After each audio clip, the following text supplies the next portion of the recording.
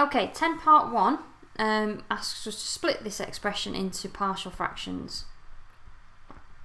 So hopefully with partial fractions you know that we can take something like the expression that they've given us and rewrite it as 3 separate fractions. And I know it's 3 separate fractions for this one because of this x plus 1 squared term. The order that we write it doesn't matter. I tend to just go with the order that they've given us, so the x plus 1 term first, with your repeated root. You have to make sure that you've got an x plus 1 and an x plus 1 squared term, and then the x plus 4 I'll pop at the end. It doesn't, as I said though, it doesn't matter the order that you write it in, as long as when you finish the question you make sure you match up which one should go with which. So next step is to times by this denominator here so that it's eliminated from the left hand side. So if this term got times by x plus 1 squared, x plus 4, one of the x plus 1 terms would cancel with the one on the bottom, but one would stay on the top. So we're going to have the a on the top with one bracket, one lot of x plus 1, because the other one's got cancelled. The x plus 4 doesn't get cancelled with anything, so that's also going to be there. If we think about this, the second term, the x plus 1 squared that would be up here is going to cancel completely with the x plus 1 squared term on the bottom.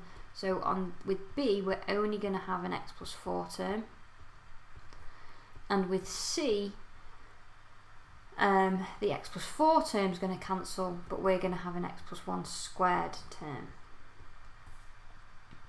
So because this is, sorry, that shouldn't be a plus, that should be an equal sign.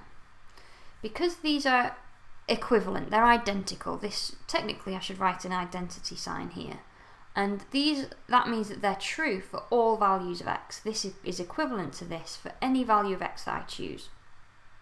So what I'm going to do next is choose some sensible values of x that are going to help me eliminate some of the expressions that we've got, some of the terms that we've got, to allow me to work out a, b and c.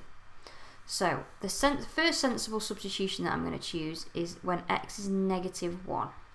And the reason I've chosen that is because if x is negative 1, this part will disappear. In fact, this part will disappear as well, and it's going to allow us to get b. So when x is negative 1, what happens to the left hand side? We're going to have 16, take away 5, negative 1 squared is 1, so that's going to be take away 2. And as I've said, the a and the c term are going to disappear for the moment, and we're just going to have b times minus 1 plus 4, so times positive 3. So 16 take away 5 take away 2 is 9, so 9 is equal to 3b, and therefore we can see that b is equal to 3. The next sensible substitution I'm going to choose is negative 4, because that's going to allow these two terms to disappear, and we're going to get c this time. So when we've got negative 4, we're going to have 16 take away 20 take away 32, and that's going to equal c times negative 3 squared. So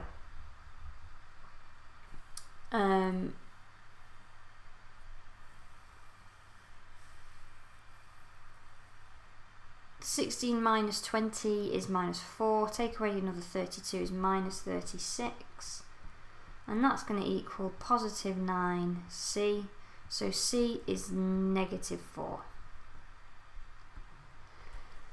Now, there's nothing I can choose that will eliminate b and c and not a, so I'm kind of going to have to just choose another value. And you can choose any number you want at this point to get a, because we know b and c. And we're going to use the fact that we know b and c to help us get a. You can choose 1, you can choose anything you like that we've not chosen yet. I'm going to go with 0 because it'll just allow me to get rid of the stuff we've got here. So when x is equal to 0,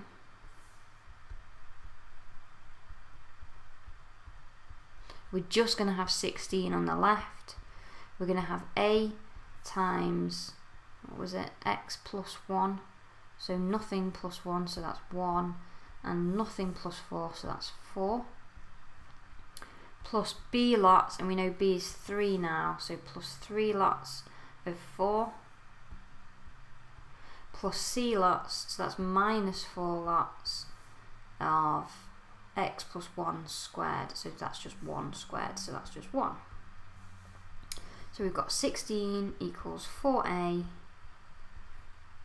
plus 12, take 4.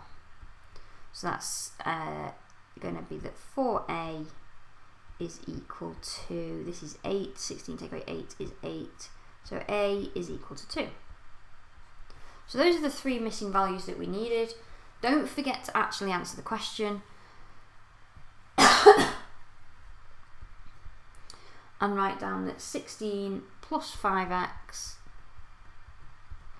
take 2x squared over x plus 1 squared, x plus 4 is equal to, so we had the 2 first, the a first, and that was my x without, my x plus 1 without the squared. Then we had b, which was 3, if I remember rightly, and that was with the squared. Oops. And then we've got c, which was minus 4, and that's over x plus 4. Okay.